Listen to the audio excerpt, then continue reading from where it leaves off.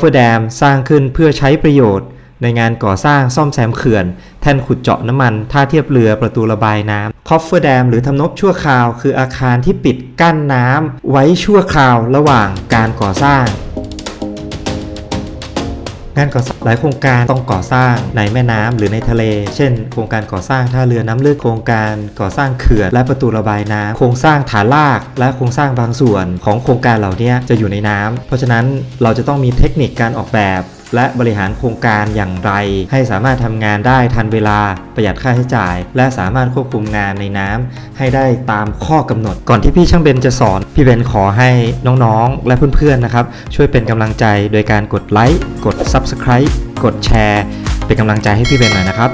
คอฟเฟอร์แดมซึ่งพี่เบนจะพูดในวันนี้คือคำตอบนั้นคอฟเฟอร์แดมหรือทำนบชั่วคราวคืออาคารที่ปิดกั้นน้ำไว้ชั่วคราวระหว่างการก่อสร้างโดยจะมีการสูบน้ำออกเพื่อให้สภาพการทำงานภายในแห้งสามารถทำงานได้อย่างปลอดภัย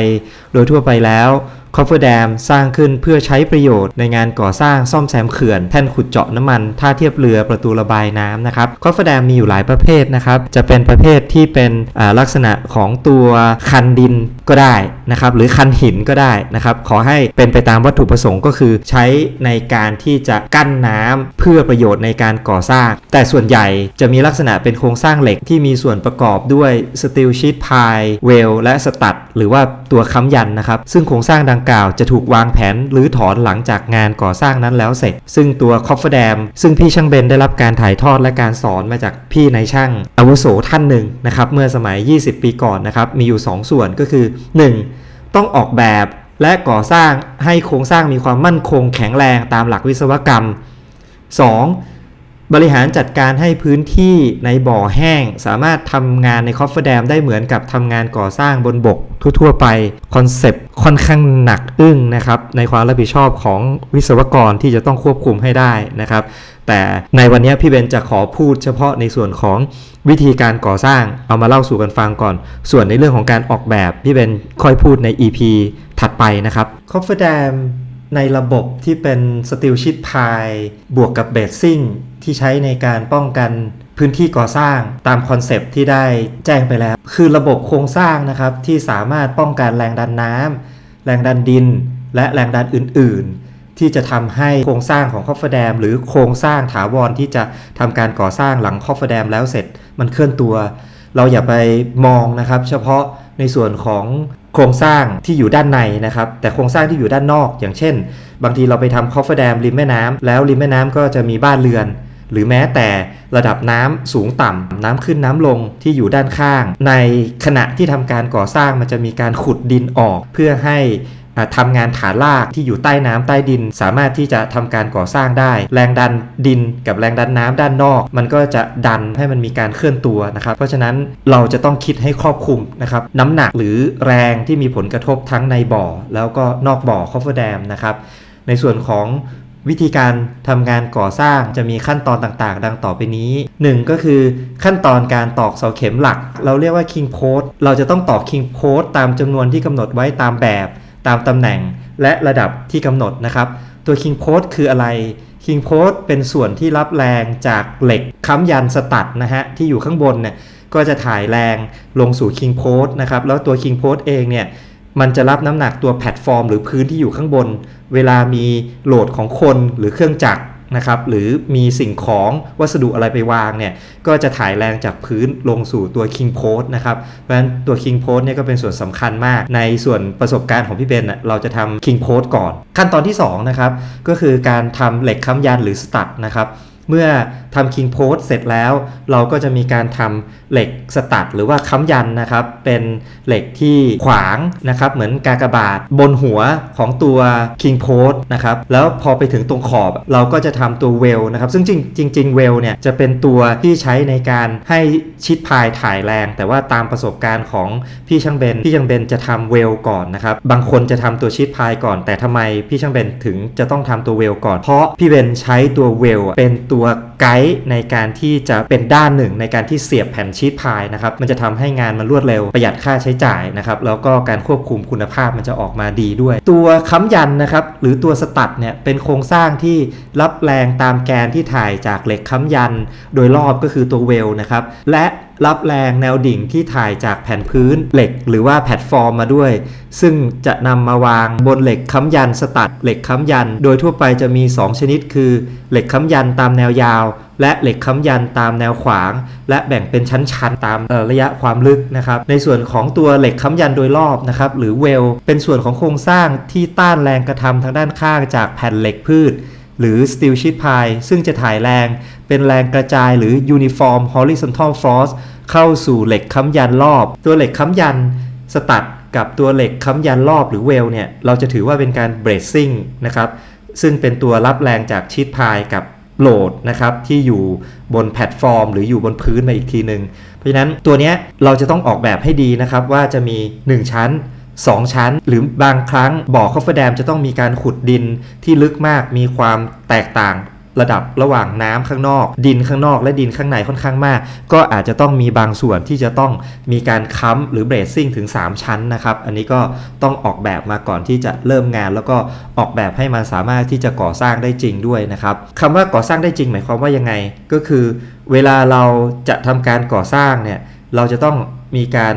ขุดดินลงไปทีละชั้นก่อนนะครับแล้วก็กั้นเบรซซิ่งไปทีละขั้นไม่ใช่ว่าขุดทีเดียวเนี่ยลงไป8เมตร10เมตรเลยโครงสร้างมันก็จะพังนะครับดินด้านข้างมันก็จะดันให้ปลายที่อยู่ใต้ดินเนี่ยแอนตัวเข้ามานะครับเพราะฉะนั้นเราก็จะต้องทำไป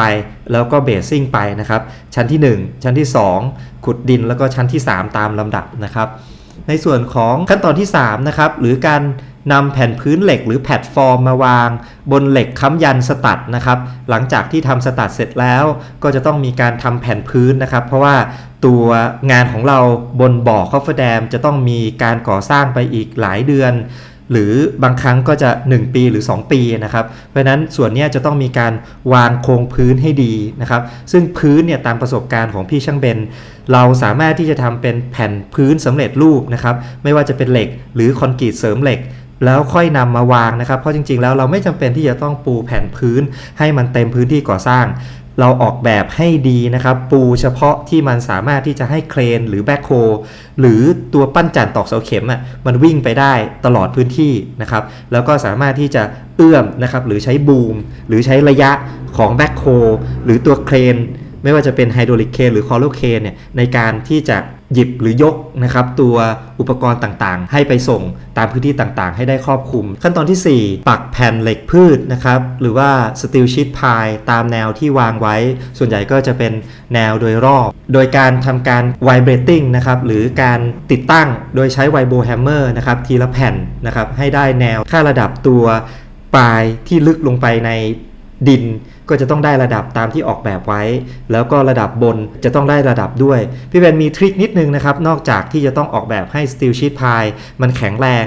รับแรงต้านของดินและน้ำได้แล้วนะครับเราจะต้องออกแบบให้ตัวท็อปหรือปลายข้างบนของ steel sheet pile เนี่ยมันสูงกว่าระดับน้ำขึ้นสูงสุดไม่ว่าจะเป็นในแม่น้ำหรือในทะเลด้วย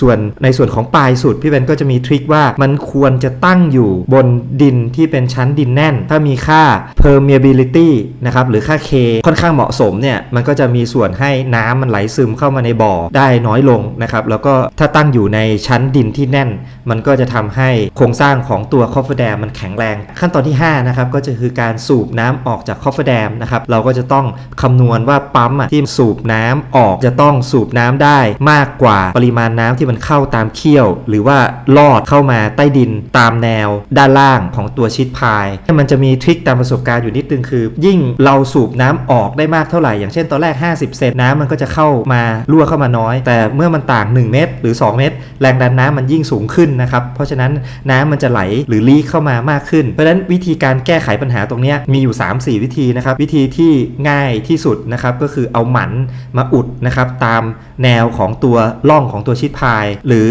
ในบางครั้งพี่เบนก็จะใช้ตัวน้ำยาแอดฟันติกนะครับต้มแล้วก็เอามาราดอุดรูนะครับต้มแล้วก็เทหยอดไปตามเขี้ยวของตัวชีทพายวิธีที่3พี่เบนจะใช้ผ้าที่เป็นสีที่เราใช้ทำความสะอาดพื้นเวลาเราเทปูนหรือปูนเลอะครับที่มันมีสีขาวสีแดงสีฟ้าสีเขียวสีน้ำเงินเนี่ยนะฮะดึงออกมาเป็นชิ้นครับแล้วก็อุดตามรูรั่วแล้วก็อุดตามแนวพวกนั้นนะครับค่อยๆอุดไปเรื่อยๆนะครับมันก็จะน้อยลงขอให้ปั๊มเรามันมีแรงขับนะครับหรือว่ามีเฮดที่สามารถที่จะสูบน้ำออกได้มากกว่าน้ำเข้าเท่านั้นแหละครับยังไงมันก็ชนะอยู่แล้วจากนั้นนะครับขั้นตอนที่6นะครับก็คือการขุดดินออกจากคอฟเฟอร์แดมการขุดดินออกก็จะต้องเลือกแบ็คโฮนะครับมีทริคนะครับที่จะต้องเลือกแบ็คโฮเป็นบูมสั้นหรือบูมยาวก็ต้องเลือกให้ดีนะครับว่าสามารถที่จะตักได้ถึงระดับความลึกที่ต้องการนะครับยิ่งตักลึกชิดพายก็อาจจะมีการเคลื่อนตัวมากนะครับเพราะฉะนั้นการตักดินในแต่ละชั้นก็จะต้องให้เหมาะสมกับเบสซิ่งนะครับหรือตัวสตัดกับเวลที่เราจะ